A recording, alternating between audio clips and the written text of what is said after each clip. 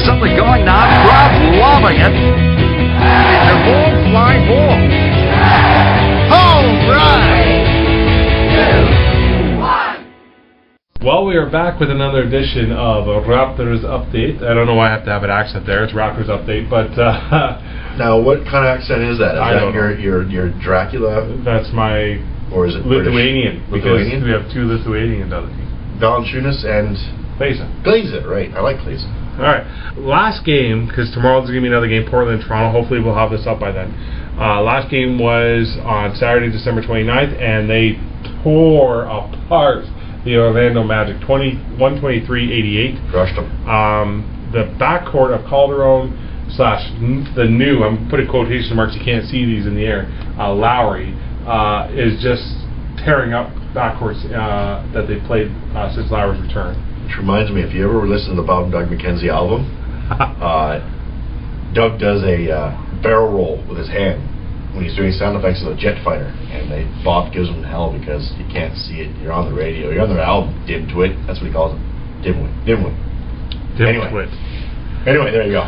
But dating back to December 14th, when the game before that we had Bargnani and Lowry go down. Dallas, they took out 95-74. Houston, they win 103-96. Cleveland, 113-99. Detroit, they win 97-91. Orlando, they beat 93-90. They lose to a great San Antonio team in San Antonio, and then come back around and beat New Orleans and smoke Orlando. Their schedule coming up just looks so favorable. Like, this team that once was so in the dark at 4-19 now sit with a record of 11-20. With a homestand now that includes Portland, I think very winnable game. A Sacramento team that doesn't even have Evans in the lineup. He's hurt his knee. You got Oklahoma City coming into town. That's going to be tough, but I still think if we can play up to par, we can play with them at least. Philadelphia, of course, would be a tough matchup, but I mean, they don't have Bynum in the lineup still, and without Iguodala, they just don't look like the same team they were last year. They're on the side of the playoff picture. Charlotte's like... it's a winnable game, and then you have Milwaukee. Those are all at home. That gets us into a couple weeks from now, 2 weeks from now, where they go to Brooklyn, and right now Brooklyn's reeling a bit. I mean, they had to fire their coach. They're only with a 500 record. This stretch here, if they can win, let's say how many games is that? And if you include the Brooklyn game, that's 1, 2, 3, 4, 5, 6, 7, 8. Let's say they can win 6 out of 8 of those. Their record also becomes 17 and 22. That's very close to 500. You want to get to 500 to sort of make the playoffs. I think that bodes well for us. Agreed. I mean, I think in this next stretch of games, even if you don't count the Brooklyn game, they got a couple of the tough games coming up right after that with the Lakers and the Heat as well. I mean, they have to win some of these games. They absolutely have to if they want to get back into this. And it's once you get sub 500 in the East, I think you are looking at definitely being back in a battle for that 8th position. At least that's the way it looks like right now. And you know what's crazy is that the fact that you sort of look at how the Raptors were sort of seen as a team that was supposed to do very well this year. They started off the season at 4-19. The fan base in Toronto just rips them apart. They were sort of lower echelon team in the league. Now all of a sudden they seem like the team that we've been hoping to see, a very energetic, very playing together, passing the ball, rotating the ball. They've moved up into Hollinger rankings on the ESPN from 28th to now 15th. If you look at their playoff odds, last week I was saying to Ryan, I saw them last week at around 2%. They were around a 2% range in terms of making the playoffs. Now they're at 50.2 in terms of the playoff odds. The Hollinger sort of came up with these odds. He's good with statistics now. He's moved on to Memphis, of course, but he has a projected record now of 37-45. That's inconceivable when he thought they were 4-19 not so long ago. Their playoffs odds are better now than Boston, Philadelphia, and Detroit, teams that are ahead of them right now in the standings. I think as a fan, you got to be happy with how the team's sort of coming around here. Yeah, well, I think you have to be optimistic again. I mean, this was a team that, for the most part, the fan base, I would say not necessarily the core fan base. The core fan base was fairly supportive and still intact of their slide based on some of the stuff coming out of the team with some injuries and maybe, of course, the team that hadn't gelled yet But here we have them turning around. They have a favorable stretch in the schedule, and they're taking advantage of it. I think that outside group of fans are jumping back on the bandwagon, and they're not as negative about it. They're the ones screaming playoffs right now, whereas the core fans are saying still even keel, like let's let this ride a little bit. I would probably be one of those bandwagon jumpers. I tend to like to jump on this team when I can, doing good or doing bad. But I think they are in a good spot right now, and it'll be interesting when Bargnani comes back to see how much he affects this lineup, or the chemistry, I guess, more than anything else, because we all know what he can do. We all know his talent level. It's just, again, there's questions about his defensive game, his effort level, and just his overall drive. I mean, again, I'm a hockey guy, so I look right away at that European drive, where the North American Championship, Stanley Cup, NBA Finals never mean as much as the World Championships to these guys, for the most part. I mean, that's generalizing, but... Right, and does Bargnani take a page out of Lowry's book and come back as sort of, I'm going to play as a team guy, and I'm going to make the team better, like Lowry has returned from lineup? Because you remember, I was very hard on Lowry. I thought, if Lowry's going to play like this, and this is going to be the way Lowry plays, I just get him out of town.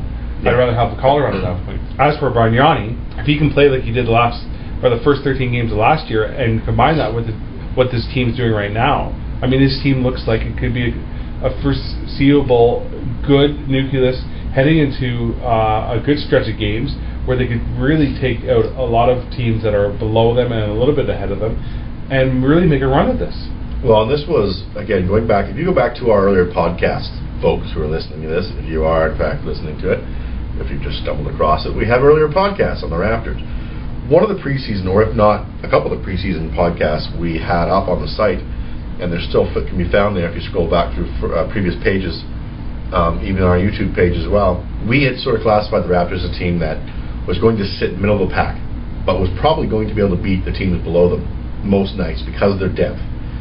They were a team they would have to play against in Oklahoma City, or Miami, and New York, some of the better teams in the league. They were going to have to stay close. They may not, we weren't looking to have them beat them every night, but it was going to be games that they stayed close to them at the end with a chance to steal a game from the big dogs every now and again. Right now, they're resembling that team we talked about, more you than me, early on in the preseason and as the season ramped up. That's interesting to see if that, I guess if you want to call it prophesizing that we are making, actually comes true for the rest of the season. Well, the one thing I really do like, and this is going back to their schedule. I mean, they had a very tough schedule. That doesn't necessarily mean that their record should have been 4-19. I think it should have clearly been better. We talked about that in an earlier podcast, that they did lose some games that I thought were very winnable, and they were sort of learning to win. I think it's a real key to that. They were learning how to win, because they lost a lot of close games down the stretch where they were sort of up at late in the game, and then they sort of lost it. And this team has not been a winning atmosphere for a long time. And now the team has sort of learned how to win. They're sort of playing as a team. They're coming together. Now, do I think they can make the full charge and come all the way back? I don't know. But the one thing we do know is that their schedule now becomes much more favorable for this team. This becomes much more of a schedule where if they can put it all together like they have been of late, they can really make a run of it here, because their schedule sort of is condensed where they're at home against teams that they can beat. They're at home playing Oklahoma, followed by Miami, followed by San Antonio. They're at home, playing, Orlando, Charlotte, Detroit, Boston, Philadelphia type teams. The weaker teams. So I think they actually have a good shot here to continue this run. Well, the interesting thing to me, when you look at this season, that stretch, that 4-19 stretch, when it comes down to the wire, if they're on the outside looking in the playoff picture, you go back to some of those winnable games we were talking about, and again, it happens with every team that misses the playoffs by a little bit, is those early season games. A lot of people say you can't win a championship in October, November in the NHL and NBA, but you can definitely lose a playoff position in those early months. Look at my favorite baseball team, the Angels, when they started off the regular season last year, and they had one of the worst records in baseball, and all of a sudden they're out of the playoffs at the end of the year by 3 games. Yeah. Imagine what their record was in April if they could have just gone 500. All of a sudden they become, they have the best record in baseball. So it's important. Every game becomes important, no matter if it's the first game of the year or the last game of the year. You need to win those games outright. And you're looking at, look at the big sports. You look at the NFL, it's only a 17-game season. Everyone knows every game in that league is important. For the last several years, people have said, those games in November for the NHL and NBA don't matter so much. But we're seeing it more and more when teams are missing the playoffs by only a couple points, or they're tied in the standings point-wise, but the other team has maybe less overtime losses in the NHL.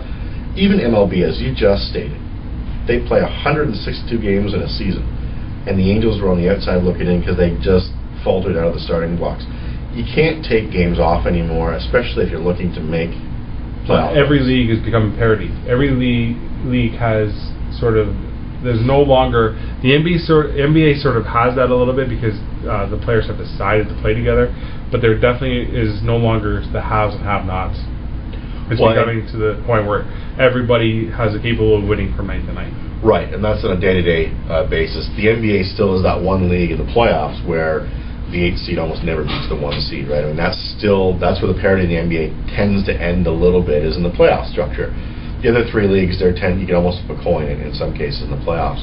But I would like to just remind the Toronto fans, I've seen them on Twitter, who are stoked about this winning streak, and they are not just talking playoffs, they are talking winning in the playoffs and where they will seed in the playoffs, up high, I mean. And you have to temper that excitement because they're 11 and 20 guys. They're not 20 and 11. And again, going back to our earlier podcast, this team is not set to win in the playoffs this year. This team is set to get to the playoffs. At least that's what I've taken from. And next year they probably have a better option of doing something. Yeah. Because Valanciunas and Ross become that much older and that much experience. Now, speaking of which, Valanciunas is hurt. Still a few more weeks out. That sort of hurt his progression. What I think what it has done, and I know you've noticed this on Twitter a couple times, is that Ross has been able to get some minutes out of this, and he's really come into play as a guy that I think this team really needs, and I think this fan base really likes. He's unbelievable. Again, we've only seen him in a few short stretches here and there, but the energy the guy brings, and I can't remember now which Raptor it was that tweeted it. It might have been Amir. After the one game I watched where Ross had a great final quarter, came out, made a steal, the dunk, and made a couple of key shots. And I think it was Amir who tweeted that Ross should be in the dunk competition this year. And we're not seeing. Have you seen his hops? Yeah, well, that's the thing. Like going back to those podcasts earlier on, the guys that I wanted to see was Valanciunas, AC, and Ross, just because of the youth movement. Yeah, I'm glad to see him getting his minutes. I really am, because I think he's going to be another depth player for them that you just can't hold down anymore. And as Casey suggested this week, he said, Ross wouldn't be getting the minutes if he didn't deserve it, because this team is looking to win games. So if they're not just playing him because they need to give him his minutes, they're playing him because he's showing in practice that he can play it, and then when in games, he's proving it just that much more. So and that was one of the points, similar to the point that one of the games I was watching Jack Armstrong made. The coach when he was watching one of these games, and it might have been the same game actually that Ross sort of went off at the end of the game, where he was giving credit to Casey for playing a less structured style, and he wasn't necessarily bringing in unit versus unit and playing one unit versus the other team's unit and being structured. He was tending to go with the hot hands, who was playing well together and having a more of a feel for the team at that point, and they were winning, and they are winning. I don't know how accurate that is. Again, I'm not a blackboard guy for basketball, so I wouldn't know for sure. But I'll take all the experts' words on it. It just seems to be a more cohesive unit. And when guys like Ross are playing well, it sounds like Casey is going to put him out there and give him those minutes. We reward him for his play and his effort. So, guys, basically, moving forward, the Raptors play tomorrow night versus the Portland Trailblazers. Right now they're in New York playing New York, so they're going to be playing on a back-to-back coming into Toronto. That's got to bode well for us, I think. Numbers really say that in this league. Then they got a couple days off. They play Friday, the 4th, play against Sacramento. Then they have another couple days off. Then they play Oklahoma City at home, 1 o'clock game on Sunday at home. Then they got another couple days off. This is why the schedule looks so favorable. They got Philadelphia on the 9th. Then they got another couple days off. Then they play Charlotte. Another couple days off. Milwaukee, another couple days off. Brooklyn. So that's a great schedule, and hopefully we can pull a couple of these games out. We'll be obviously back next week talking about those games. We will be covering by the time we get this up, the Portland game, Sacramento game, Oklahoma City game, and then looking ahead to the following games. Let's hope we can win 2 to 3.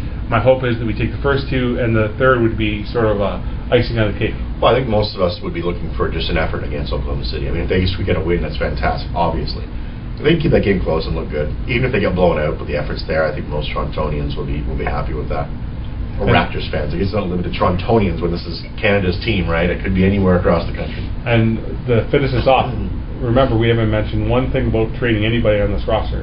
The last time we had a podcast, which was a couple weeks ago because of the holidays, we were just saying, who could we trade to make the team better? That was all over Twitter. And that's all we were talking about. It was trade Bargnani, trade Landry. Lowry. Who did I say? Landry? You may want to trade Landry too. and of course the GM was clamoring for his job at that point. And now you don't hear much of that. No, you don't hear much at all. Which, again, this is that market right now. There is a very vocal group of fans that I wouldn't say are the core fans, because I think the Toronto teams have that same group of fans with every one of their teams. They're very vocal. The team's doing well. They're on cloud 9. When the team is doing poorly, they are in the depths of any dungeon they can crawl into. All right, guys. Raptors sit with 11-20 record. They got a couple of winnable games. We'll be back Monday with another podcast overseeing what they did on the weekend versus Portland, Sacramento, and Oklahoma City. Let's hope they do well there. Ryan can be found on Twitter at rdon1sec_left, and we also have a main Twitter. It's 1sec_left on Twitter. We also have, obviously, if you're listening to this podcast, 1secondleft.com has all your Raptors updates, your NBA sort of inside stories, and we're always up on what's new and happening in the NBA.